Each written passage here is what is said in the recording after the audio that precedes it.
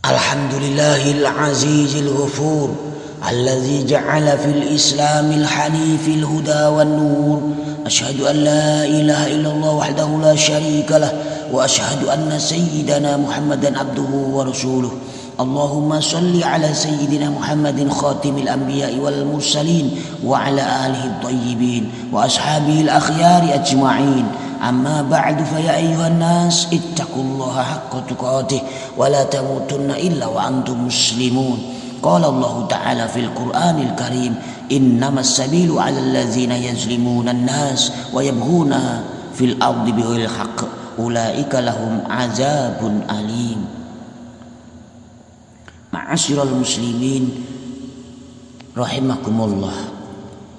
Marilah kita bersama meningkatkan ketakwaan kita kepada Allah Subhanahu wa taala dengan sebenarnya takwa, karena sesungguhnya dalam bertakwa akan berimplikasi dalam sikap laku taat terhadap syariat dan menghindari dari maksiat. Sesungguhnya syariat bawaan Rasul Muhammad sallallahu alaihi wasallam adalah kebenaran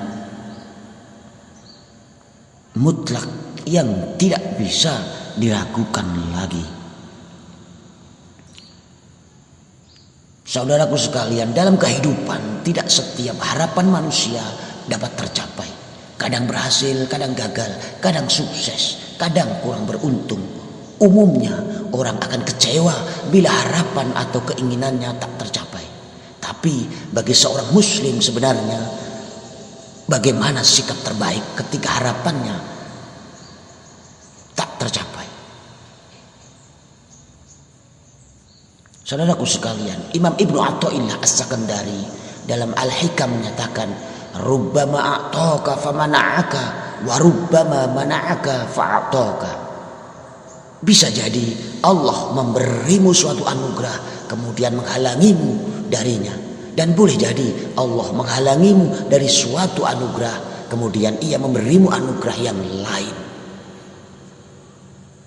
Menurut Imam Ibnu Athaillah, anugerah yang sebenarnya dan patut disyukuri adalah anugerah memeluk agama Islam sebagai nikmat yang sangat hakiki. Segala pemberian yang Allah berikan tidak ada yang dapat menandingi anugerah keislaman seseorang. Orang yang masih memeluk agama Islam berarti masih menikmati anugerah yang sangat besar dari Allah Subhanahu wa ta'ala. Saudaraku sekalian yang dirahmati Allah, hikmah di atas, Imam Ibnu Athaillah seakan hendak menyampaikan terkadang Allah memberikan sesuatu yang dianggap baik menurut pikiran manusia, namun tanpa disadari pemberian itu sebenarnya menghalangi dirinya dari taufik dan hidayah untuk semakin dekat kepadanya. Apalah artinya terpenuhi semua harapan sementara cahaya Islam dan iman di hati justru padam. Saudaraku sekalian, namun yang sering terjadi adalah manusia sulit memahami hakikat anugerah yang diberikan Allah. Ketika harapannya tidak sesuai kenyataan, betapa banyak manusia yang sering menyalahkan takdir, seolah Allah tidak adil kepadanya. Padahal jika mau memahami, semestinya ia akan sadar bahwa semua anugerah yang telah Allah berikan maupun yang Allah halangi darinya merupakan kebaikan yang hakiki baginya. Kaum muslimin jamaah Jum'ah yang dirahmati Allah, Imam Ibnu Athaillah melanjutkan kalam hikmahnya, mata fatahalaka babul fahmi fil man'i adal man'u ainal ta'. Ketika Allah membukakan pintu pemahaman kepadamu tentang pencegahannya dari suatu anugerah, maka penolakan Allah itu pun berubah menjadi anugerah yang sebenarnya. Kalam hikmah Imam Ibnu Athaillah di atas terkonfirmasi oleh ayat Al-Quran, wa asa an takrahu syai'an wa huwa khairul lakum wa asa an tuhibbu syai'an wa huwa syarrul lakum wallahu ya'lamu wa antum la ta'lamun. Boleh jadi kalian tidak menyenangi sesuatu padahal itu baik bagi kalian, dan boleh jadi kalian menyukai sesuatu padahal itu tidak baik bagi kalian. Allah mengetahui sedangkan kalian tidak mengetahui. Kaum muslimin jamaah Jum'ah yang dirahmati Allah, karenanya orang-orang pilihan yang telah mencapai derajat makrifat billah sering merasa takut ketika ia menerima anugerah Allah.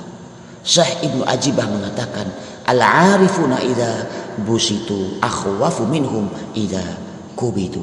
Orang-orang arif billah lebih takut ketika diberikan kelapangan daripada diberikan kesempitan. Karenanya terpenuhinya semua harapan merupakan kebahagiaan dan seakan menjadi nikmat yang sangat besar. Namun semua itu justru menakutkan bagi orang-orang arif billah. Kenapa demikian? Sebab bagi mereka dalam keadaan sempit, orang yang dekat kepada Allah akan lebih tenang dan lebih tentram menjalankan semua perintahnya. Sedangkan dalam keadaan semua keinginan terpenuhi, orang akan berpotensi sombong dan tidak bersyukur atas nikmat yang telah diberikan Allah kepadanya. Saudaraku sekalian yang dirahmati Allah, dalam menyikapi kelapangan dan kesempitan hidup, Syekh Ibnu Ajibah mengatakan, al-bastu ta'khudun nafsu minhu hazzuha biwujudil farhi wal qabdu la hazzha li nafsi fihi. Artinya dalam kelapangan hidup, nafsu manusia ikut ambil bagian sebab adanya rasa gembira, sedangkan dalam kondisi sempit nafsu manusia tidak ikut ambil bagian.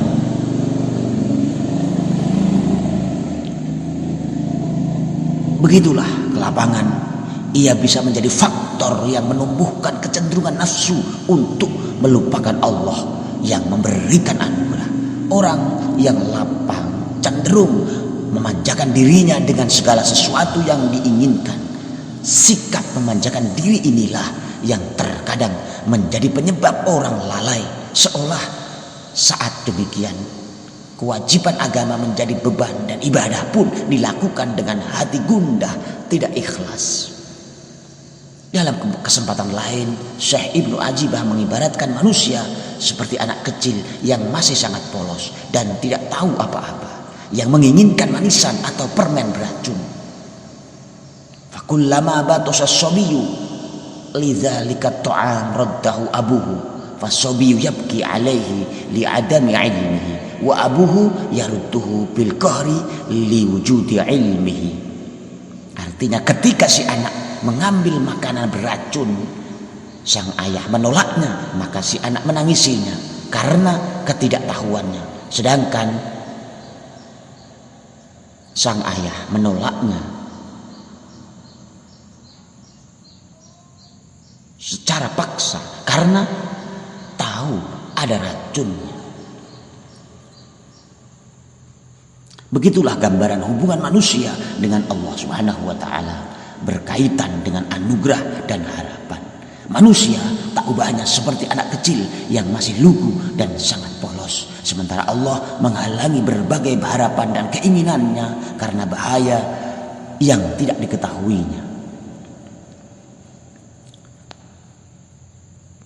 Penilaian akhir yang paling baik dalam hidup adalah ketika sesuai dengan kehendaknya. Sangat mungkin segala anggapan baik yang manusia wacanakan justru merupakan keburukan yang tidak Allah inginkan. Tidak ada hal yang lebih baik atas semua kejadian yang menimpa manusia melainkan dengan mempelajari dan menggali hikmah demi meraih keridhoannya. Sebab setiap ketentuan Allah selalu beriringan dengan kebijaksanaan.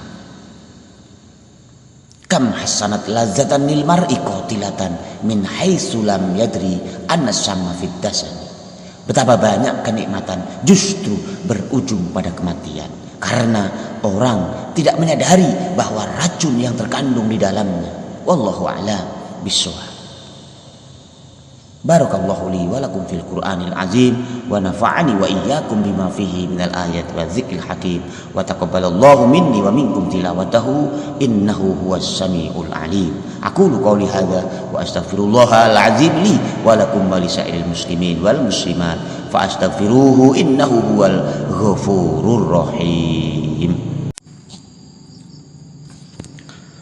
Alhamdulillahi rabbil alamin, nahmaduhu wa nasta'inuhu wa nastaghfiruh wa na'udzu billahi min sururi anfusina wa min sayyiati a'malina.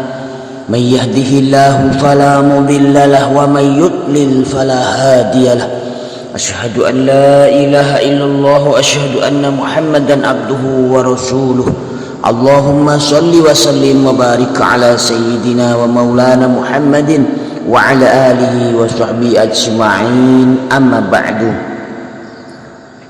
Faya ayyuhan nas usikum wa nafsi bitaqwallahi wa ta'atihi la'allakum tuflihun. Qala Allah ta'ala a'udzu billahi minasy syaithanir rajim. Bismillahirrahmanirrahim. Ya ayyuhan nasu tubu ilallahi fa inni atubu fil yaumi ilaihi mi'ata marrah.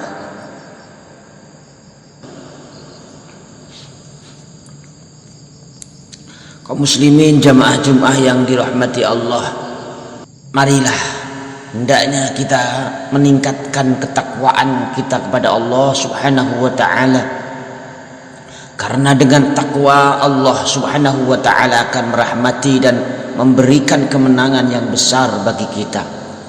Wal aqibatu lil muttaqin, kesudahan yang baik hanyalah milik orang-orang yang bertakwa. Dan juga hendaknya kita senantiasa bersyukur kepada Allah Subhanahu wa ta'ala atas segala nikmat dan karunia yang Allah limpahkan kepada kita, agar kita tergolong orang-orang yang beriman, orang-orang yang tidak mengkufuri atas nikmat Allah.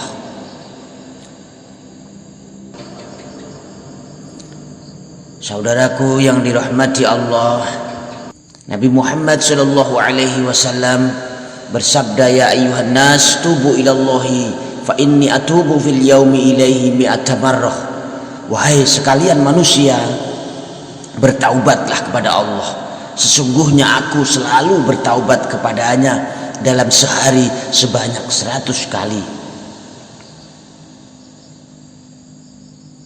Dalam riwayat lain, Nabi Muhammad sallallahu alaihi wasallam bersabda, wallahi inni la astaghfirullah wa atubu ilaihi fil yaumi aktsara min 70 marrah. Demi Allah, sungguh aku selalu beristighfar dan bertaubat kepada Allah dalam sehari lebih dari 70 kali. Berbicara ampunan, ada 2 perkara yang membuat kita layak masuk surga.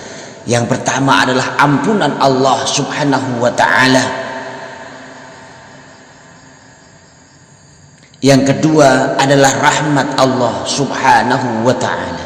Nabi sallallahu alaihi wasallam bersabda, wa'lamu annahu la yanjua ahadun minkum bi'amalihi. Ketahuilah tidak ada yang selamat dari api neraka dengan amalnya. Para sahabat bertanya, tidak juga engkau wahai Rasulullah? Rasulullah sallallahu alaihi wasallam menjawab, tidak juga saya, kecuali Allah Subhanahu wa ta'ala menaungiku dengan ampunan dan rahmatnya. Dengan 2 hal itu kita layak dan pantas untuk kembali ke surga Allah Subhanahu wa ta'ala. Ketika Adam dikeluarkan dari surga, Adam mohon ampun kepada Allah dan meminta kepada Allah 2 hal. Rabbana zalamna anfusana wa illam taghfir lana wa tarhamna lanakunanna minal khasirin. Ya Rabb, kami telah menzolimi diri kami. Adam membuat pengakuan atas kesalahan yang dilakukannya. Dia tidak melemparkan kesalahan kepada orang lain. Walaupun kita tahu ceritanya bagaimana Adam melanggar perintah Allah Subhanahu wa ta'ala, yaitu digoda oleh iblis dengan segala tipu daya dan bujuk rayunya, sehingga Adam mendekati pohon yang dilarang untuk didekati, memetik buahnya dan memakannya. Adam tidak melemparkan kesalahan kepada iblis. Adam memberikan contoh kepada kita semua bahwa kalau kita berbuat salah, maka akuilah kesalahan itu dan ucapkanlah Rabbana zolamna anfusana. Ya Rabb, kami telah menzolimi diri kami. Karena berbuat dosa itu hakikatnya adalah menzalimi diri sendiri. Saudaraku sekalian, ini pelajaran pertama. Jangan suka melemparkan kesalahan kepada orang lain, mencari kambing hitam, seolah-olah kita ingin lepas dari kesalahan itu, seolah kita ingin mengatakan saya sebenarnya tidak salah, padahal sebenarnya salah itu percuma. Allah minta pengakuan kita atas dosa, dan itu juga yang kita sebutkan di dalam Sayyidul Istighfar. Kita harus mengakui bahwa kita telah berbuat salah atau dosa. Tidak usah mencari kambing hitam ataupun menyalahkan atau melemparkan kesalahan kepada orang lain. Selanjutnya Adam berdoa, wa illam taghfir lana wa tarhamna lanakunanna minal khasirin. Jika engkau tidak mengampuni kami dan tidak merahmati kami, niscaya kami akan termasuk orang-orang yang merugi, yaitu rugi tidak bisa kembali ke surga. Allah Subhanahu wa ta'ala mengeluarkan Adam dari surga karena satu kesalahan. Sama halnya iblis yang dikeluarkan dari surga karena melakukan satu kesalahan. Dengan satu kesalahan ini layak dan berhak bagi Allah Subhanahu wa ta'ala untuk mengeluarkan keduanya dari surga. Bagaimana kita dengan makhluk yang banyak melakukan kesalahan, makhluk yang banyak berbuat dosa, banyak pelanggaran yang kita lakukan.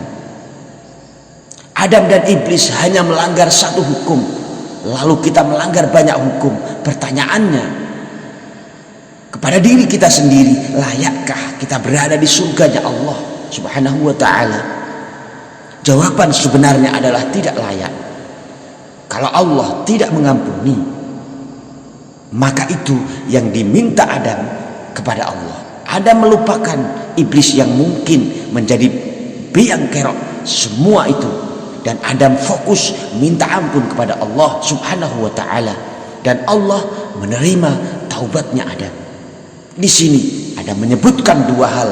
Jika engkau tidak mengampuni kami dan tidak merahmati kami, Adam meminta ampunan dan rahmat. Beruntung kita anak Adam, bapak kita minta ampun kepada Allah Subhanahu wa ta'ala, sehingga kita anak keturunannya mempunyai kesempatan untuk kembali ke surga. Kalau Adam tidak minta ampun, maka padamlah kita. Mungkin kita tidak bisa kembali ke surga. Saudaraku sekalian yang dirahmati Allah, Nabi Adam minta ampun kepada Allah. Adam melupakan dendam ataupun kemarahannya kepada iblis. Ini menunjukkan kepada kita bahwa urusan masuk surga itu ada dua hal yang menentukan. Yang pertama adalah kita mendapat ampunan dari Allah Subhanahu wa ta'ala. Jika ada satu saja dosa yang Allah tidak ampuni, maka kita tidak berhak masuk surga, seberapapun banyak amal yang sudah kita kerjakan. Maka Nabi Muhammad SAW menceritakan tentang orang-orang yang masuk neraka karena hal yang kecil, sepele, remeh, mungkin dianggap sesuatu yang tidak ada. Ada seorang wanita masuk neraka gara-gara seekor kucing. Begitu mahalkah seekor kucing itu sehingga harus masuk neraka dan gagal masuk surga gara-gara seekor kucing? Masalahnya adalah Allah tidak mengampuni dia, bukan terletak pada kucing. Ada pula yang masuk neraka gara-gara mengganggu tetangga dengan lisannya. Dan wanita adalah wanita yang banyak beribadah atau beramal. Dia sholat malam dan puasa di siang hari, tapi dia punya kesalahan yang Allah tidak ampuni, yaitu dia mengganggu tetangga dengan lisannya. Ada lagi seorang yang masuk neraka gara-gara ucapan, Allah tidak mengampuni kamu. Itu dia katakan kepada saudaranya yang berbuat dosa, Allah murka dengan ucapan itu. Allah tidak ampuni dia, dan Allah justru melemparkannya ke dalam neraka. Padahal dia adalah seorang ahli ibadah, sementara saudaranya itu suka berbuat dosa. Tapi Allah ampuni dan rahmati saudaranya itu. Lalu Allah katakan, masuklah kamu ke dalam surga dengan rahmatku. Sementara yang rajin ibadah ini Allah lemparkan ke neraka karena satu kesalahan ucapan yang kata Abu Hurairah, sungguh demi Allah yang jiwa Abu Hurairah yang berada dari tangannya, dia telah mengatakan satu perkara yang menghancurkan dunia dan akhirat. Gara-gara satu kesalahan, kalau tidak Allah ampuni, maka kita tidak layak untuk masuk surga. Seperti bapak kita Adam diusir dari surga karena satu kesalahan, maka sungguh-sungguhlah minta ampun kepada Allah Subhanahu wa ta'ala, karena nasib kita sangat bergantung kepada ampunan Allah. Apalagi kita ini makhluk yang banyak berbuat dosa. Barakallahu li wa lakum fil Qur'anil azim wa nafa'ani wa iyyakum bima fihi minal ayati wa dzikril hakim. Taqabbalallahu minna wa minkum tilawatahu innahu huwal ghafurur rahim.